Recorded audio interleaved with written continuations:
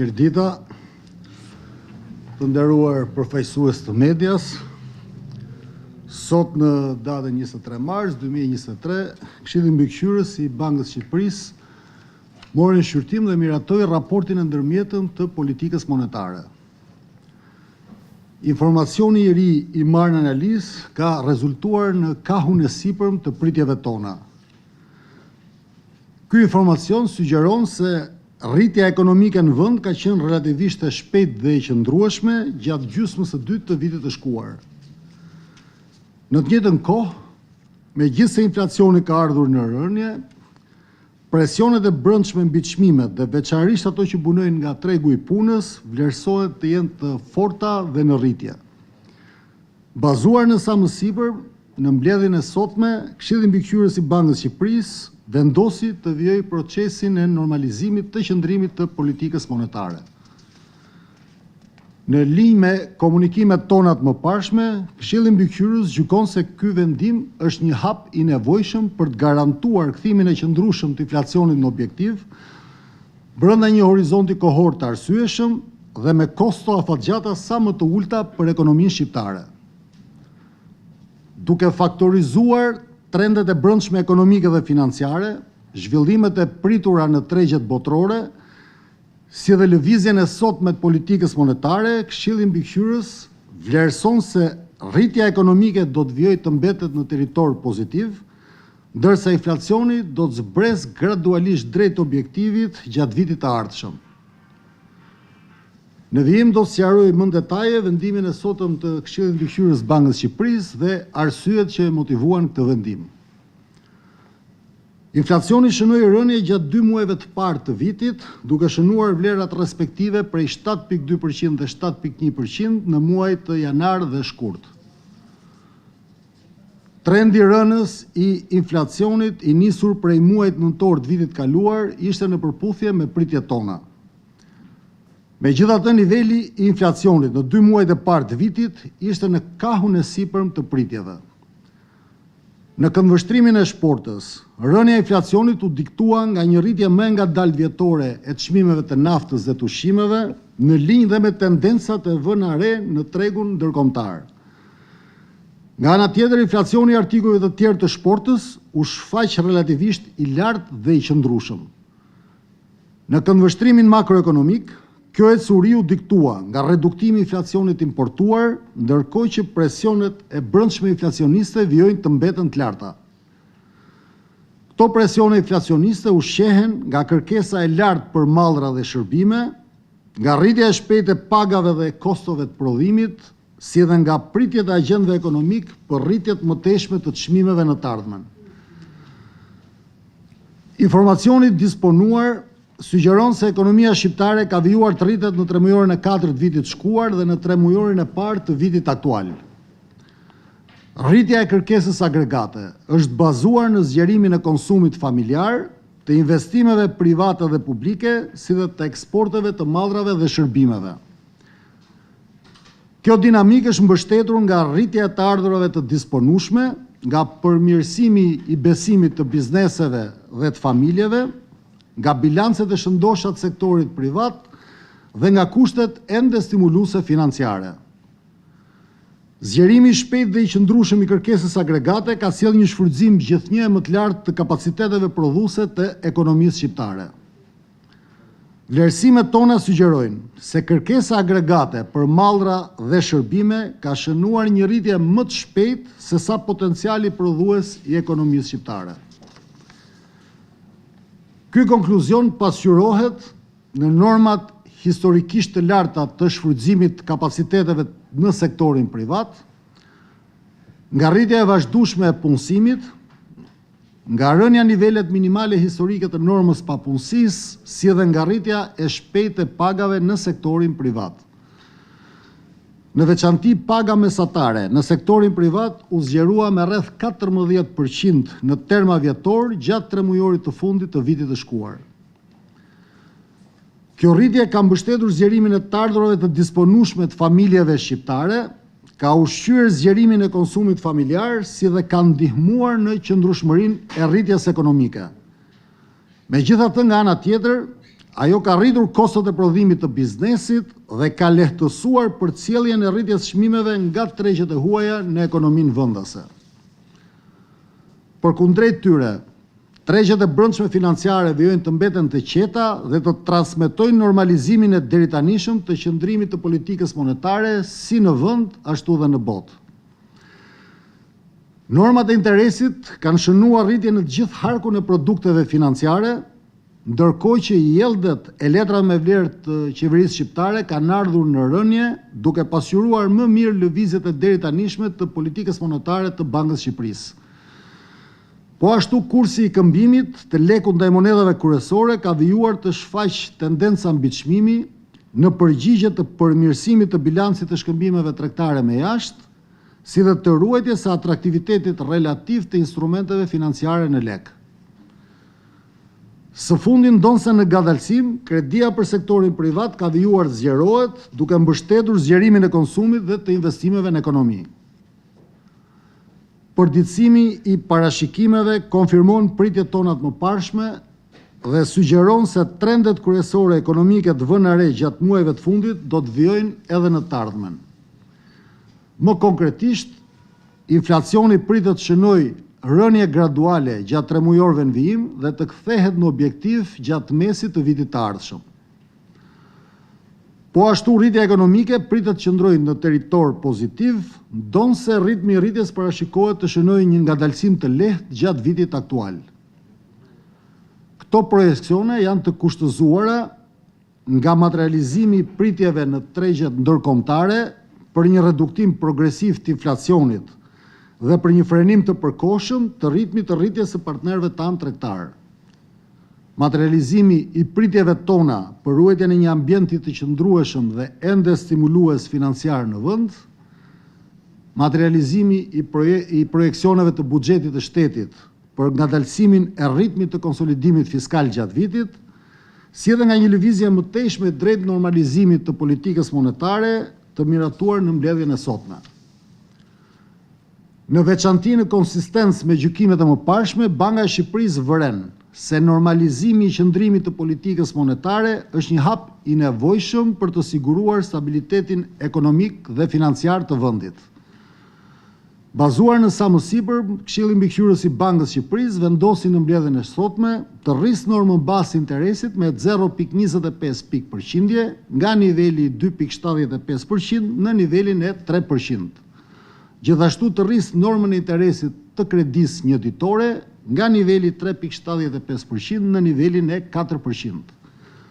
Të rrisë normën e interesit të depozitës një ditore nga niveli 1.75% në nivelin e 2%. Këshilli Mbikëqyrës gjykoi se presionet e larta inflacioniste që burojnë nga ambienti i brendshëm janë një faktor i rëndësishëm rreziku, së pari për respektimin e objektivit të stabilitetit të çmimeve dhe më tej për rritjen e qëndrueshme dhe afatgjatë të vendit. Në këto rrethana, Këshilli vlerësoi të nevojshëm reduktimin e stimulit monetar nëpërmjet rritjes së normës bazë të interesit. Këshilli Mbikëqyrës vëren se kjo masë është në përputhje me komunikimet tona të mëparshme dhe në konsistencë me lëvizjet e fundit të bankave qendrore kryesore në botë. Bazuar në informacionin aktual, Këshilli Mbikëqyrës i Bankës së Shqipërisë gjykon se pjesa më e madhe e normalizimit nevojshëm monetar tashmë është kryer. Në linjë dhe me komunikimet e mëparshme, Këshilli Mbikëqyrës thekson se qëndrimi i ardhshëm i politikës monetare do të udhëhiqet nga të dhënat e reja, në veçanti nga balanca e presioneve inflacioniste, nga qëndrueshmëria e rritjes ekonomike dhe nga tregues të tjerë të shëndetit ekonomik dhe financiar të vendit. Ju falemnderit, kjo ishte deklarata dhe komunikimi i Këshillit Mbikëqyrës së Bankës së Shqipërisë pas mbledhjes së sotme. Nëse keni pyetje, po. Përshëndetje, Angelo Aruni nga 2CNN, zoti guvernator, siç e deklaruat edhe ju tani, duket se është kryer pjesa e nevojshme e rritjes normës bazë interesit, ta themi në këtë mënyrë. Jeni drejtuar gjithmonë si një normalizim të politikës monetare. Nëse në të ardhmen, në këto muaj që pasojnë, inflacioni do të mbetet në këto ulje, le të themi, anemike, nga 7.2 në 7.1, nuk është e ulja dhe e pritshme që e thatë edhe ju. Mendoni se do të arrijmë në territor shtrëngues të politikës monetare? Dhe një pyetje dytë lidhet me zhvillimet e javëve të fundit ku në Amerikë tregjet janë tronditur nga falimenti i 2 bankave, në Europë pashtu shumë vështirësi dhe me rastin e Credit Suisse, ndërkohë që ka panik në tregje, investitorët kanë bërë që edhe aksionet e shumë kompanive, shumë bankave të bien në bursat kotuara. Sa të ekspozuar e gjykoni ju sistemin bankar në Shqipëri? Faleminderit. Faleminderit, të dyja pyetjet janë relevante. Së pari është herët për të folur për shtrëngim politikës monetare, pra për të menduar për uljet normave të interesit. Ne, pavarësisht nga rënja e vlerës totale të inflacionit, ndërmorëm vendimin për rritjen e normës bazë interesit në mbledhjen e sotme të Këshillit të Mbikëqyrës, bazuar në rritjen e inflacionit bazë, pra në rritjen e presioneve të brendshme inflacioniste, duke vënë re që çmimet e vendit, pra çmimet në vend janë rritur, pavarësisht nga çmimi i naftës, çmimet e tjera të ushqimeve dhe çmimet bazë të shportës kanë treguar një rritje persistente dhe kjo kërkoi një reagim të politikës monetare. Pra kërkesa agregate, konsumi është rritur dhe Banka e Shqipërisë gjykoi që duhet të vazhdonte me normalizimin e politikës monetare, por nga kahu tjetër gjithmonë ne kemi pasur parasysh për të ruajtur një ekuilibër midis ruajtjes së objektivit bazë të inflacionit, pra frenimit të rritjes çmimeve, me ndikimin në rritjen ekonomike, pra për të mos frenuar rritjen afatshkurtër ekonomike dhe për më tepër aktualisht është dhe një objektiv tjetër në situatën aktuale me bankat që ju përmendët, për të qenë kujdesshëm në raport me stabilitetin financiar të vendit, pra për të ndikuar sa më pak në shëndetin dhe situatën e bankave. Vendimarrja e sotme gjykohet që nuk ndikon në këta faktor, pra praktikisht ne jemi akoma në një teren lehtësues të politikës monetare, normat e interesit nuk janë rritur në ato nivele që të pengojnë rritjen ekonomike dhe sigurisht që, sikurse dhe theksova në deklaratën e Këshillit të Mbikëqyrës, në lëvizjet në të ardhmen, ne do të mbetemi të kujdesshëm për të parë gjitha element, shpejtësia e normalizimit politikës monetare, pra e rritjes normave të interesit, do të jetë gjithmonë e lidhur me treguesit e rritjes ekonomike, me shëndetin e sistemit financiar në vend dhe me të gjithë parametrat makroekonomik. Nëse inflacioni do të vazhdojë të mbetet në këto nivele dhe ne parashikojmë që do të ulet, reagimi i politikës monetare do të jetë ndoshta më i ngadalt. Pra ne do të presim, do të shohim, sigurisht që vendimarrja është e bazuar në dhënat. Ne do të shohim të dhënat, nuk mund të komunikoj pavarësisht nga paraqimet se si do të jetë vendimarrja, por një gjë është e sigurt që vendimarrja nuk do të jetë aq e shpejtë sa kishim menduar vitin e kaluar. Pritshmëritë për rritjen e inflacionit në Shqipëri, në rajon dhe në botë ishin më të larta se ç'ndodhi realisht. Çmimet ju e keni parë, çmimet në eurozonë kanë ardhur në rënje dhe politika monetare e bankave qendrore, normalizimi i politikës monetare ka ulur shpejtësinë, pavarësisht nga lëvizjet e fundit të Bankës Qendrore Europiane, të Federal Rezervës, Bankës Qendrore Amerikane, pritet dhe Banka Anglisë, që të kenë një reagim për vazhdimin e rritjes së normave të interesit, por jo me shpejtësinë e parashikuar. Pra, ne jemi në një situatë, në një territor që normat e interesit do të mbeten në këto nivele, mund mos rriten me shpejtësinë e parashikuar, kjo varet nga shifrat, por për të folur për uljet normave të interesit është akoma herët. Sigurisht që nëse do të përmirësoheshin parametrat makroekonomik, natyrisht që ne do të reagojmë me politikën monetare, por le të mbetemi në këtë nivel, nëse vazhdojmë në territor pozitiv rritje, nëse ne arrijmë objektivin ton të inflacionit prej 3% në mesin e vitit të ardhshëm, mendoj që gjërat janë pozitive. Do të shohim, varet, presim një sezon veror të suksesshëm, ekonomia po vazhdon rritjen, parametrat nuk janë keq, kështu që normalisht situata makroekonomike është duke ecur në territor pozitiv dhe sistemi financiar është i qëndrueshëm dhe tregjet financiare janë të qeta. Lidhur me pyetjen e dytë, sigurisht që ky është një sinjal alarmi për gjithë tregjet financiare ndërkombëtare, pra falimentimi i bankës Silicon Valley në Amerikë dhe bankës tjetër Signature Bank, reagimi pasaj në tregun europian nëpërmjet Credit Suisse dhe zhvillimet që ju i keni ndjekur, ngriti alertin dhe ne morëm në analizë menjëhershme situatën e sistemit financiar. Këto ngjarje financiare ndodhen sigurisht nga mos respektimi i kritereve të rrezikut në këto banka, pra nga përqendrimi, nga mos respektimi i nivelit përqendrimit të rrezikut, të riskut dhe njëkohësisht nga brenda këtij konteksti dhe nga mos analiza e rrezikut të likuiditetit dhe i gapeve të maturitetit. Pra, këto këto banka nuk analizuan gapet e maturitetit dhe praktikisht ndryshimi i normave të interesit ndikoi në shkaktimin e një humbje. Kjo krijoi panik, pastaj tërheqjet e mëdha të depozitave në një har kohor afatshkurtër krijuan atë që krijuan. Pra, sigurisht ndërhyrja e rregulatorëve dhe qeverive përkatëse me shuma të mëdha, me miliarda, frenoi, stabilizoi tregjet, por gjithsesi sistemi ynë financiar është i pandikuar, i pa afektuar me ekspozime në këto tregje financiare, jo vetëm në tregjet me bankat amerikane, cilat kanë pasur, po ashtu edhe me Credit Suisse-in është pothuajse e papërfillshme, është 9,08% një ekspozim minimal, por gjithsesi që ka sistemi financiar shqiptar, gjithsesi pasojat e krizës së 2008-s dhe krizës së borxheve në Eurozonë dhe krizës greke na kanë bërë që ne të marrim masa mbikëqyrëse, masa prudente dhe regulative në ato nivele që bankat të jenë të mbikapitalizuara dhe me një nivel të lartë likuiditeti. Këto fenomene që unë përmenda nga analiza që kemi bërë, analiza mbikëqyrëse bankat në nivelit dytë, nuk na rezultojnë, pra rezultojnë që bankat janë në situatë shumë të shëndetshme financiare, nuk kanë asnjë problematik të kësaj natyre. Treguesi i likuiditetit jo vetëm që është nivelet të larta, por edhe raportet dhe kërkesat regulative që ne kemi janë shumë larg nga momenti.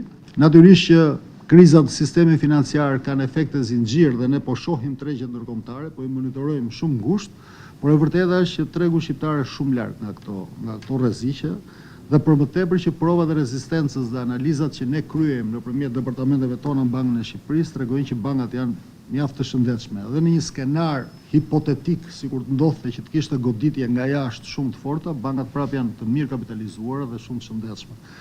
Pra për momentin realisht nuk kemi asnjë lloj problematike në sistemin ton bankar, por sigurisht që ky është një moment i mirë për të përmendur, për të qenë alert dhe për të pasur parasysh që duhet të qenë gjithmonë vigjilent në respektimin e kritereve të rrezikut. Edhe në ato shtete kaq të zhvilluara shikoj se ndodh kur harrohen respektimi i kritereve të rrezikut dhe normave mbikëqyrëse rregullatore nga autoritetet, jo vetëm bankat qendrore, por nga gjithë autoritetet mbikëqyrëse. Faleminderit, nëse ka ndonjë pyetje tjetër. Faleminderit.